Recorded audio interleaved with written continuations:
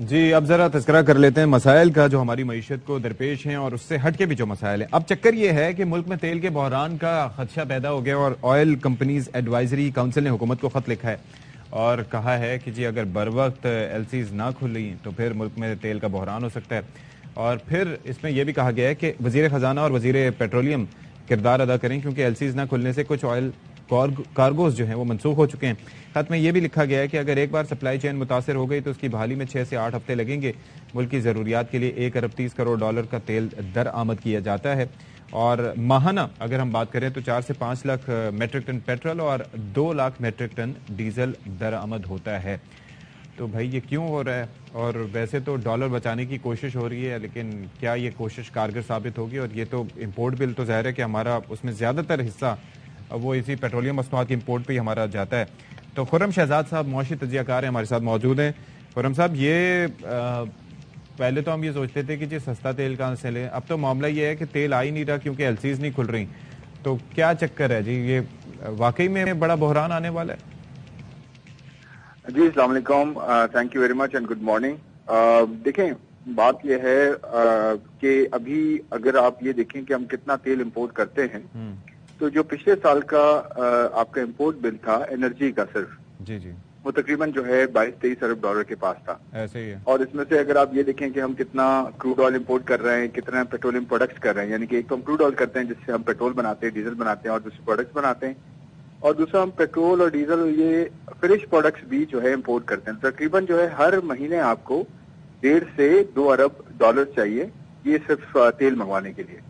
और अब इश्यू ये है कि देखें, डॉलर्स नहीं है तो डेफिनेटली आपको हर चीज राशनिंग पे लेके जानी पड़ेगी, हर चीज का एक अमाउंट, एक क्वांटिटी तय करनी पड़ेगी। तो इशू ये एक तरफ सत्ती साहब के, एक तरफ जो है हम एनर्जी कंजर्वेशन नहीं कर रहे, हम सिर्फ बातें कर रहे हैं। और अनाउंस करने के बाद भी आज देखें 8 बजे के बाद भी मार्केटें खुली हैं और देर तक खुली रहती हैं, चाहे कोई भी प्रोविंस हो, पंजाब हो या सिंध हो, कहीं पे भी ये चीज लागू नहीं हो रही। इनफैक्ट फेडरल में भी लागू नहीं हो रही।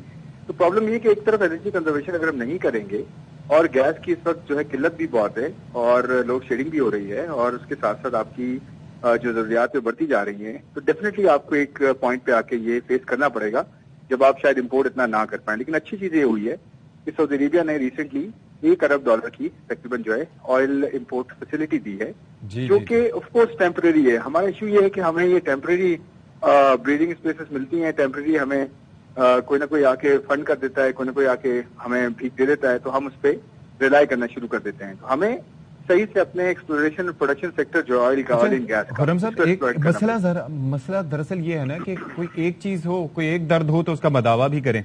पहले आपको याद है कि वो रशिया से इंपोर्ट होने की बात हो रही थी, तो उस वक्त हमने कहा कि जी वो इंपोर्ट तो कर लें, लेकिन आपके पास एक आध पार्कों के अलावा गालिबन रिफाइनरी नहीं है जो उस आने वाले ऑयल को, जो कि कम रिफाइंड है, उसको रिफाइन कर सके, क्योंकि उसमें सल्फर ज्यादा होता है, फिर आपको कोरोजन का खतरा होता है। तो आपको मैसिव अपग्रेड्स करने पड़ेंगे अगर वो तेल लेके भी आते हैं, अगर वो सस्ता देते भी हैं। तो ये तो वो मसला अपनी जगह। अब तो ये है कि वो चले, मामला रद्द हो गया, अब ये है तो इसके ऊपर डॉलर निकालने को तैयार नहीं है, तो कुछ ना कुछ तो करना ही होगा।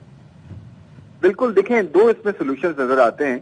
एक तो ये होना चाहिए कि एनर्जी कंजर्वेशन को हम रिलीजियसली फॉलो करें, करवाया जाए, और जिस तरह से भी हो करवाया जाए। 8 बजे की बजाय 6 बजे मार्केटें बंद की जाए। आप देखें, जो मार्केट्स वाले हैं वो ये आर्ग्यू करते हैं कि जी कस्टमर रात को आता है।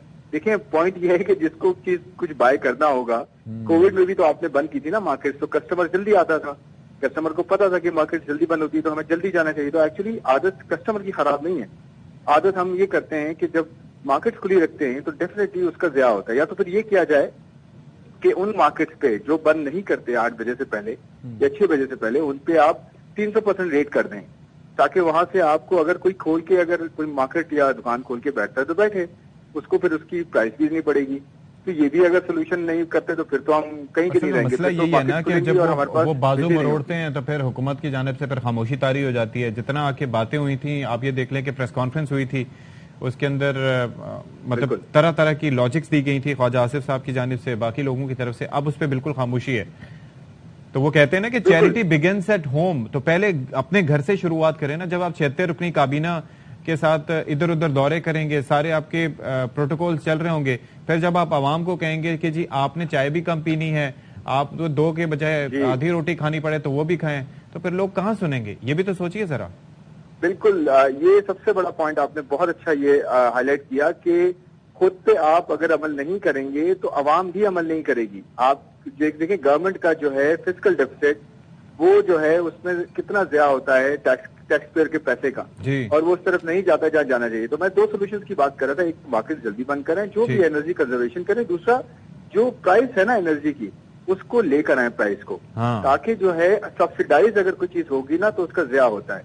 तो हमें सब्सिडी पे लगाया गया पिछले 30-35 सालों से, चाहे बिजनेसेस हों चाहे इंडिविजुअल्स हों, जिसकी वजह से आप देखें आज से 40-45 साल पहले आपकी गैस निकली थी तो गैस, आप यकीन करें, माचिस की कॉस्ट बचाने के लिए गैस और चूल्हे को खुला छोड़ दिया जाता था। आपको ये याद होगा आज से 20 साल पहले, इनफैक्ट अभी रिसेंटली भी ऐसा हुआ है।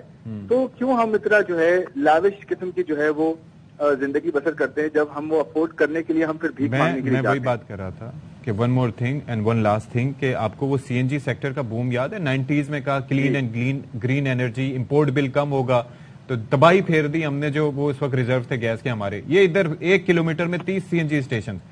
वो अब सिलसिला ये है कि अब पहले इंडस्ट्रीज को और अब घरों में भी गैस सप्लाई जो है वो दस्तयाब नहीं है। और रेट और बिल भी क्या आते थे, पूरा दिन जनरेटर चलाओ कुछ भी चलाओ बिल आ रहा है 250-300। अब 250 रुपए किलो एलपीजी आपको मिल रही है और वो भी लाइनों में लग के। तो ये तो हाल है।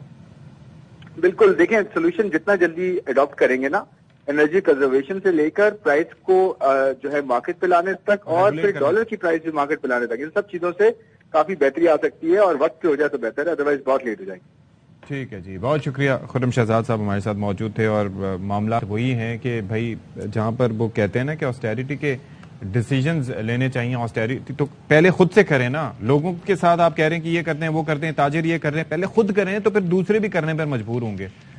तो ये तेल का बहरान पैदा हो गया और सप्लाई चेन मुतासर हो गई, तो फिर पेट्रोल पंप पे महंगे पेट्रोल के लिए भी लाइनें लगेंगी।